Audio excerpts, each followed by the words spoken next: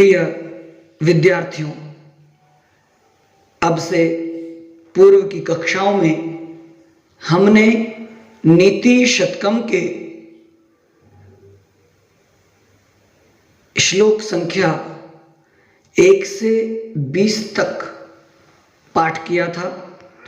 अब आज से हम आगे की कक्षा में श्लोक संख्या 21 से पाठ प्रारंभ करते हैं। तो प्रस्तुत है 21 श्लोक 21वां श्लोक, सुनेंगे ध्यान से। कहते हैं भर्तृहरि, क्षांतिश्चेत् कवचेन किं किमरिभिः, क्रोधोऽस्ति चेद्देहिनां, जातिश्चेद् नलेन किं यदि सुहृद्, दिव्यौषधैः किं फलम्, किं सर्पर्यदि दुर्जनः किमुधनैर्विद्यानवद्यायदि,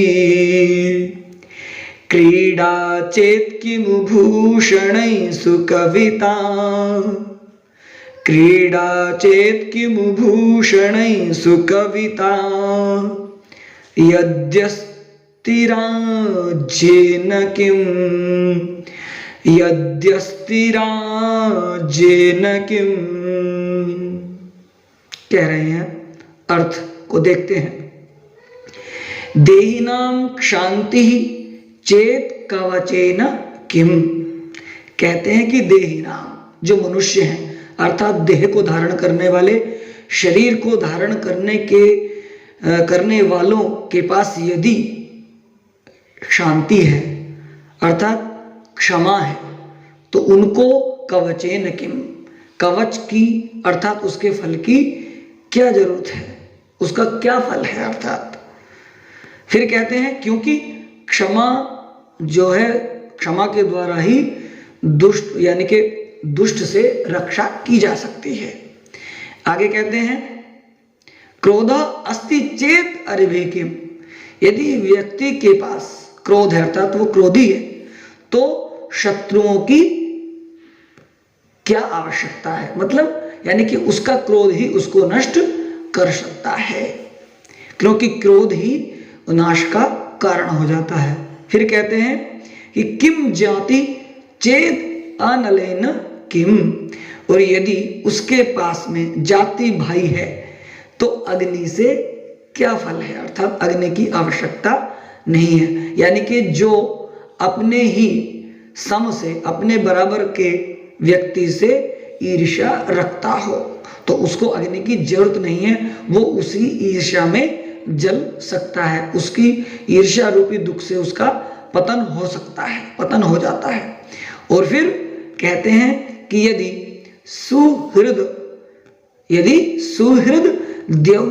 दिव्य औषधे किम फलम, और यदि कोई उसके पास में अच्छा मित्र है ना, तो उसे दिव्य औषधियों से क्या लाभ, अर्थात औषधियों की कोई भी आवश्यकता नहीं है, क्योंकि मित्र ही सब रोगों को अर्थात बहुत सारी पीड़ाओं को दूर भगा सकता है। तो मित्र यानी कि जिसके पास में अच्छा मित्र है उसको औषधियों की कोई आवश्यकता नहीं है। फिर कहते हैं कि यदि दुर्जना सर्पैः किम, यदि किसी के पास में, किसी के साथ में बुरे लोग हैं, दुष्ट लोग हैं, तो उसको सर्पों की अर्थात सांपों को भी आवश्यकता नहीं है, क्योंकि वही जो विष उगलेंगे वही उसको भारी क्षति पहुंचा सकते हैं, उसका भारी नुकसान कर सकते हैं। तो उसे दुर्जन से जो है यानी कि ज्यादा पीड़ा नहीं हो सकती। यदि दुर्जन बुरे लोग उसके पास हैं तो उससे ज्यादा और पीड़ा नहीं हो सकती। और फिर कहते हैं कि यदि अनवद्या विद्या धनैः किमु, और यदि उस मनुष्य के पास में विद्या है, प्रशंसनीय विद्या है, जिस विद्या से उसका व्यवहार बहुत अच्छा है, तो उसको धन से क्या लाभ, अर्थात विद्या के द्वारा वो भौतिक सुखों को प्राप्त कर सकता है। फिर आगे कहते हैं कि क्रीड़ा चेत भूषण ही किम, और यदि उसके पास में एक प्रकार से लज्जा है तो उसको यानी कि और अन्य आभूषणों की कोई आवश्यकता नहीं है, क्योंकि लज्जा ही सबसे बड़ा आभूषण है, वही आभूषण का या सजाने का कार्य करता है। और यदि उसके पास में यदि सुकविता अस्ति राज्येन किम, और यदि उसके पास में सुकविता है, विद्या है, तो फिर उसको राज्य की भी आवश्यकता नहीं है।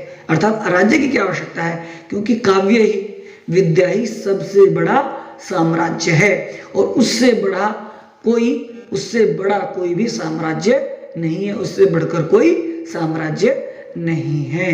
अर्थात यहां पर कहने का अभिप्राय यह है कि किस वस्तु की किस रूप में उपयोगिता है, वो ये सब चीजें इस श्लोक के माध्यम से उन्होंने दर्शाई है। यानी जिसके पास में क्षमा है तो उसको अन्य कवच की कोई आवश्यकता नहीं है। यदि उसके पास क्रोध है तो उसको शत्रुओं की क्या आवश्यकता है, यानी कि अग्नि की क्या आवश्यकता है, वो अपने आप ही नष्ट हो जाता है।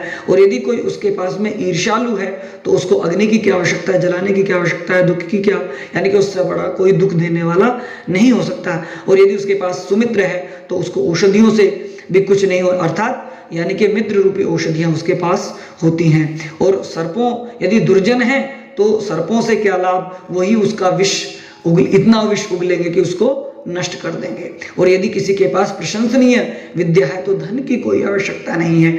और यदि किसी के पास लज्जा है तो उसको आभूषण की कोई आवश्यकता नहीं है। और यदि किसी के पास में काव्य रूपी धन है तो उसको अन्य भौतिक धन की, भौतिक सुखों की कोई आवश्यकता नहीं है। अब हम आगे बढ़ते हैं। आगे कहते हैं द्वाविंशति यानी कि 22वें श्लोक में हम पढ़ते हैं, पाठ करते हैं। कहते हैं कि दाक्षिण्यम स्वजने दया परजने शाठ्यम सदा दुर्जने। दाक्षिण्यम स्वजने दया परजने शाठ्यम सदा दुर्जने। प्रीतिः साधुजने नयो नृपजने विद्वज्जने श्वार्जवम्। शौर्यं शत्रुजने क्षमा गुरुजने।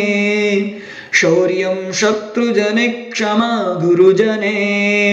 नारीजने धूर्तता। ये चैवं पुरुषः कलासु कुशलाः। ये चैवं पुरुषः कलासु कुशलाः। तेष्वेव लोकस्थितिः। तेष्वेव लोकस्थितिः। कहते हैं कि स्वजने दाक्षिण्यम, यानी कि अपने जो लोग हैं उन पर उदारता, और परजने दया, और पराये लोगों पर दया, ये ऐसा करना चाहिए। और कहते हैं कि दुर्जन सदा शाठ्यम, और दुर्जनों के, बुरे लोगों के प्रति शठता, यानी कि उनके साथ वैसा ही व्यवहार। और साधु जने प्रीति, और सज्जनों के प्रति प्रेम। और नृपजने नयः, और विद्वानों के लिए सरलता, विद्वानों के प्रति सरलता।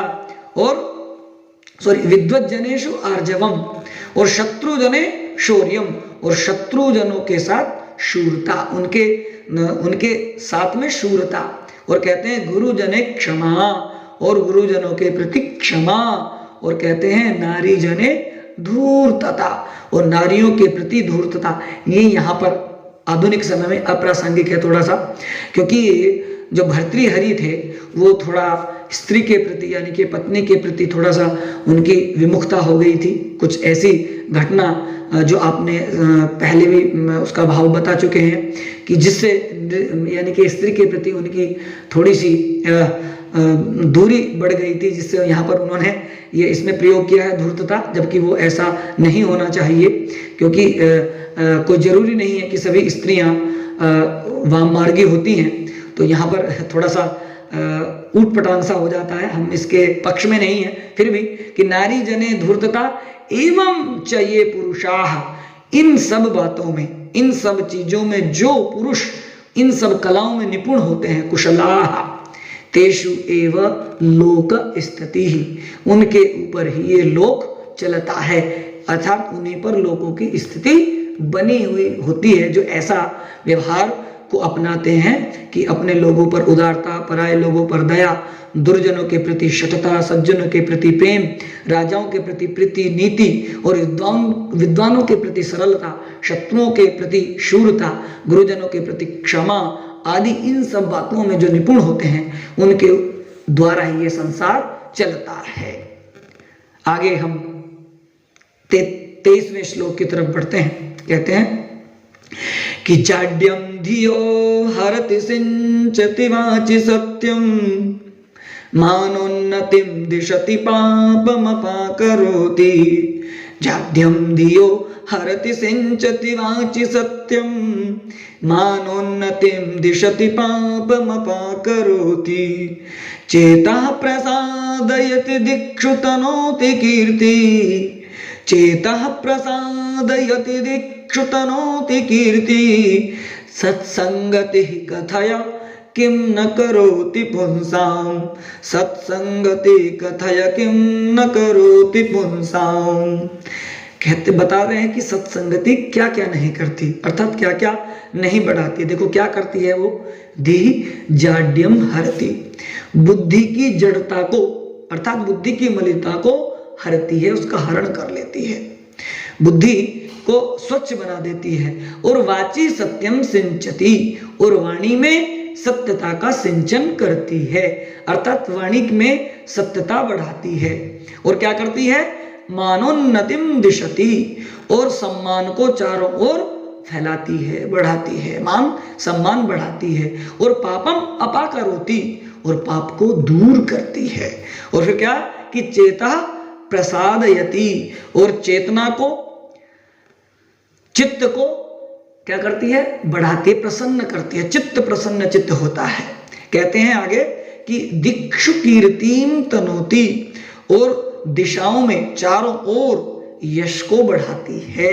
इसलिए बोलो कथया सत्संगति पुंसाम किम न करोति। अब फिर कहो कि मनुष्य के लिए सत्संगति अर्थात अच्छी संगति, अच्छा संग, अच्छे लोगों के साथ में जब व्यक्ति रहता है तो उसको क्या क्या नहीं प्राप्त होता, अर्थात ये सारी की सारी चीजें उसको प्राप्त होती हैं। बुद्धि अच्छी होती है, वाणी सत्य होती है, सम्मान बढ़ता है, पाप दूर होता है, चित्त में प्रसन्नता रहती है, और चारों ओर कीर्ति फैलती है। तो इसलिए सत्संगति अर्थात अच्छे सज्जनों के साथ रहने से क्या क्या नहीं मिलता है, अर्थात बहुत कुछ मिलता है।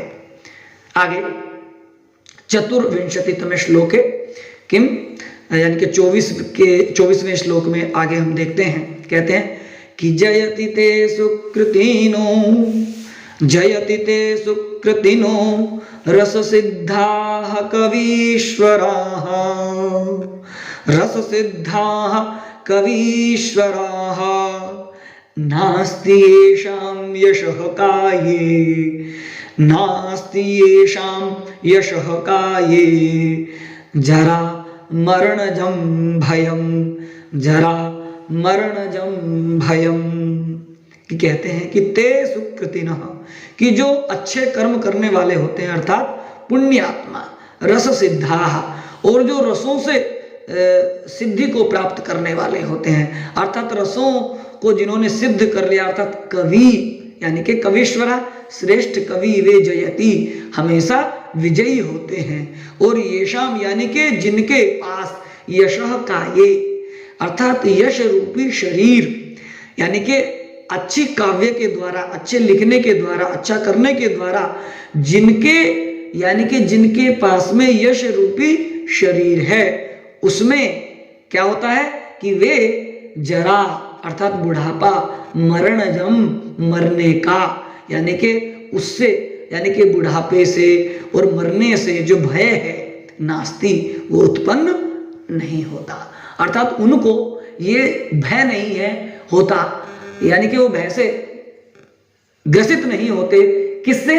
कि हमको बुढ़ापा है ना, या मृत्यु आएगी, क्योंकि वो तो एक प्रकार से अमृतत्व को प्राप्त हो जाते हैं, क्योंकि उनका नाम जो है वो अमर हो जाता है, वो इतना यश को प्राप्त कर लेते हैं, वो यशस्वी ऐसे हो जाते हैं कि उसको बुढ़ापे और मरने से तनिक भी भय नहीं लगता। आगे 25वें श्लोक की ओर बढ़ते हैं। कहते हैं कि सूनु सच्चरितः सती प्रियतमा, सूनु सच्चरितः सति प्रियतमा, स्वामी प्रसादोन्मुखः, स्निग्धं मित्रमवञ्चकः परिजनो, निष्क्लेशलेशं मनः, निष्क्लेशलेशं मनः, आकारो रुचिरस्थिरश्च विभवो, आकारो रुचिरस्थिरश्च विभवो, विद्यावदातं मुखं, विद्यावदातं मुखं, तुष्टे विष्टपहारिणीष्टदहरौ, तुष्टे विष्टपहारिणीष्टदहरौ, संप्राप्यते देहिना, संप्राप्यते देहिना। देखते हैं अर्थ को। कहते हैं भर्तृहरि कि विष्टपहारिणी इष्टदहरौ तुष्टे, अर्थात यानी कि संसार को प्रसन्न करने वाले, और इष्टदहरौ यानी कि जो हरौ यानी कि भगवान विष्णु, वो इच्छित वस्तु को देने वाले, प्रसन्न करने वाले, और जो जिस वस्तु की इच्छा है उसको प्रदान करने वाले कौन? भगवान विष्णु के। तुष्टे देहिना, संतुष्ट हो जाने पर देहधारी यानी कि मनुष्य के द्वारा, क्या जब यानी कि परमात्मा जिससे संतुष्ट हो जाते हैं यानी कि प्रसन्न हो जाते हैं और इच्छित वस्तु को देने वाले हो जाते हैं, और वो किसको? यानी कि मनुष्य को, मनुष्य के द्वारा। फिर क्या कि सच्चरितः सूनु, अच्छे आचरण वाला कौन? पुत्र, सूनु पुत्र, और सती प्रियतमा यानी कि एक प्रकार से अच्छा व्यवहार करने वाली सती यानी कि केवल अपने पति को चाहने वाली यानी कि पत्नी, प्रसादोन्मुख स्वामी, और अनुग्रहणशील अर्थात यानी कि आज्ञा पालन करने वाले स्वामी, और स्निग्धम मित्रम, और स्नेह रखने वाला मित्र, और आवंचक परिजन, कोई भी छल न रखने वाले बंधुजन, भाई भ्राता आदि, यानी कि जिनके अंदर कोई किसी प्रकार का छल न हो। और आगे कहते हैं कि निष्क्लेशम, निष्क्लेशलेशम मनः, बिना क्लेश यानी कि थोड़े से अंश जिसका क्लेश के जिसके अंदर नहीं तो उस नहीं हो, उससे रहित, अर्थात जिसमें बिल्कुल भी क्लेश ना हो ऐसा मन। और रुचिरः आकारः, अच्छी आकृति अर्थात सौंदर्य, अच्छा सुंदर शरीर, और स्थिर विभव, और स्थिर वैभव अर्थात रुकने वाला धन संपत्ति आदि, और विद्यावदातम, और विद्या से चमकने वाला, क्या? और मुखम संप्राप्यते, और उज्ज्वल मुख, मतलब इन सबको क्या किया जाता है? संप्राप्यते, इनकी प्राप्ति हो जाती है, इनको प्राप्त किया जाता है। ये सब चीजें यानी कि अच्छे चरित्र वाला पुत्र, अच्छी पत्नी, अच्छा स्वामी, स्नेह करने वाले परम मित्र, और छल न करने वाले बंधुजन, और जरा सा भी क्लेश जिनके अंदर ना हो ऐसा मन, सौंदर्य, और स्थिर रुकने वाला रहने वाला धन, और विद्या, है ना, और अच्छा मुख, अच्छा चरित्र, ये सब चीजें प्राप्त की जा सकती हैं। ये सब चीजें प्राप्त हो जाती हैं कब? जब परमात्मा प्रसन्न होते हैं। तो इस प्रकार हम 25वें श्लोक तक पाठ पूरा करते हैं। आगे का पाठ हम अगली कक्षाओं में पढ़ेंगे। अब यहीं पर इसको संपन्न करते हैं। सभी का बहुत बहुत धन्यवाद।